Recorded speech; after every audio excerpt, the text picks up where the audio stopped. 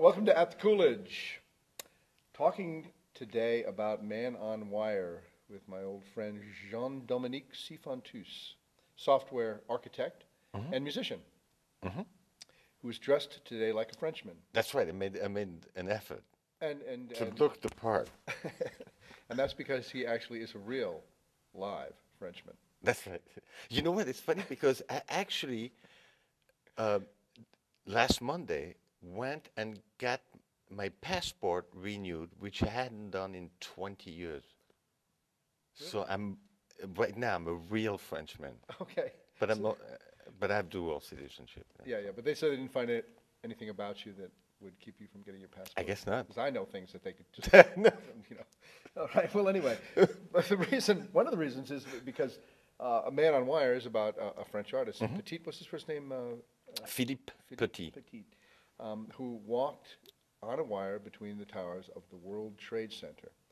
And it's a story that, when I saw it, I realized I kind of remembered that it happened, but it seems to me as though this is the stuff of enormous mythology that everybody would know about it, and they don't. And suddenly we get this movie. It's one of these new documentaries, along with many of them these days, where the survivors in the Andes.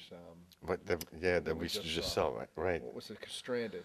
Yeah. And the one about the Liberian women, and on it goes. The stories that have to be told. They're not just documentaries. Documentaries these days seem to be taking the place of really good narrative films. Right. The stories are amazing, and this is one of those that is absolutely incredible. Yeah, great story, and put together extremely well. With recreations.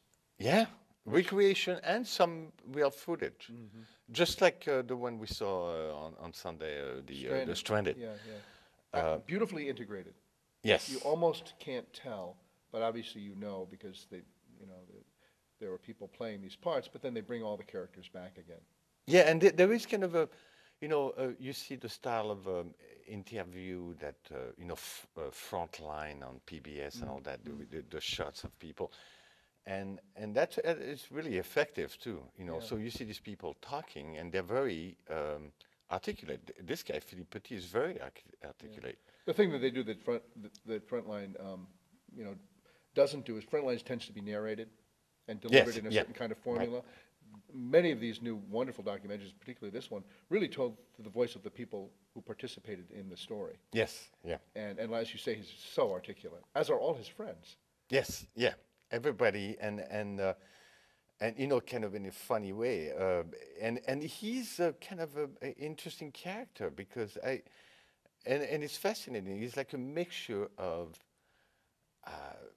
almost a prankster and a incredible daring, athlete, daredevil. I mean, right. I can't look down from this seat.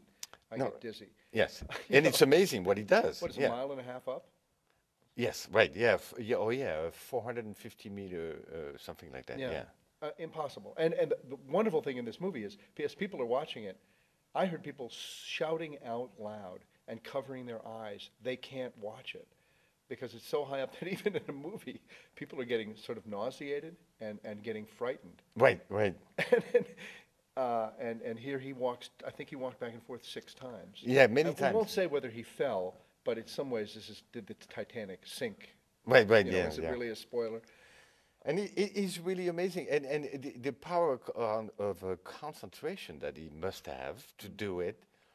And I read some stuff about him, and when he actually wrote a book, and that's the movie is made out of this book. Oh, okay. His book is not recent. And amazingly enough, that particular book was never translated in French. Into French? Yes. And he's French. And he's French. And he made an earlier movie called Funambule, which is like translation for Funambule, which is a translation for, walking on wire, the guy that walks on the wire. Okay. And he made that himself? About his, or it was made about him? No, he wrote a book, an earlier book too. Oh, okay. Yes, yeah.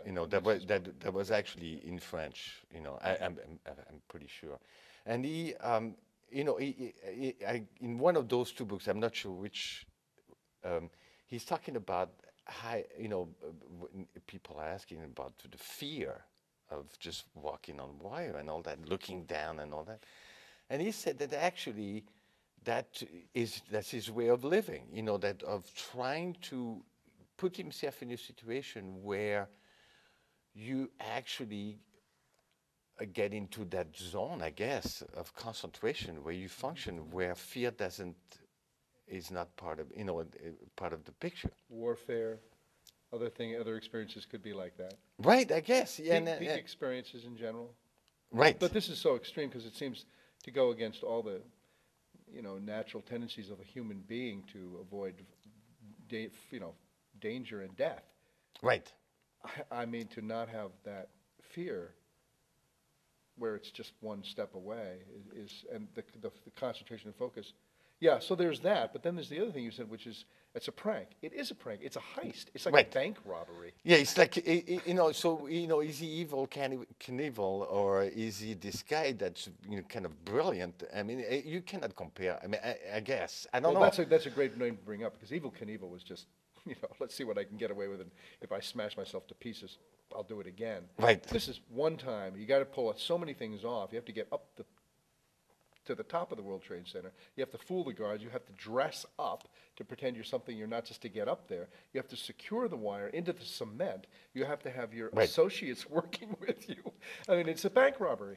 Yes. And it was illegal when they got up there. They never got permission to do it. Right. And I guess most of the stuff that he's done, I mean, I'm not going to tell some of the stuff Well, you we can see talk on that he's in the present living in the United States, so obviously he didn't fall, because had he probably Right. would be in great shape. And he's been arrested like over 500 times from doing stuff like that. And his next, Since or before? since, since now, up to now. Since the World Trade Center. No. Walk. Right, exactly. Yes. Really? Yes. And his next one, which I don't talk about movies, so we can talk. I think his next attempt is to do that across the Grand Canyon.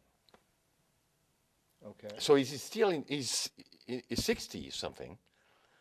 He's a little bit older than us. Really? A lot older. I don't know about you. And he's still doing it. He's still in shape. Yeah, that's. And still, kind of driven. And you can see that in the movie. Well, that was one of the big questions I had. Is this movie took so long to bring this story to our attention?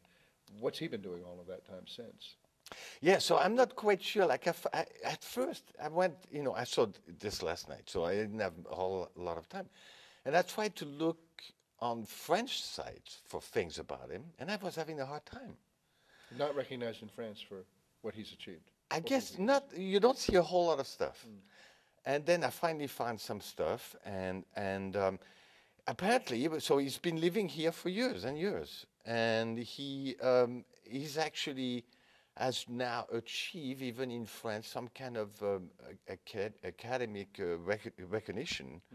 Like he's got awards and decorations and things like that, and he has a job in New York. He's been living there for years. He loves it. He's actually the artist in residence and now I think Saint John the Diving.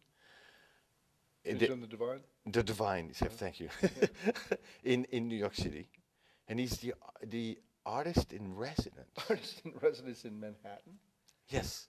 So I don't know whatever that means. So you never know. It's the fine line between the prankster and which is something we need, and Yeah. and something that's not as safe to do, or you're able to do pranking as much anymore. Here we are in Boston, and they've got the Cartoon Network things under the bridges there Right. in Somerville, Massachusetts. Well, imagine doing that in a place like the Twin troops in. Tower.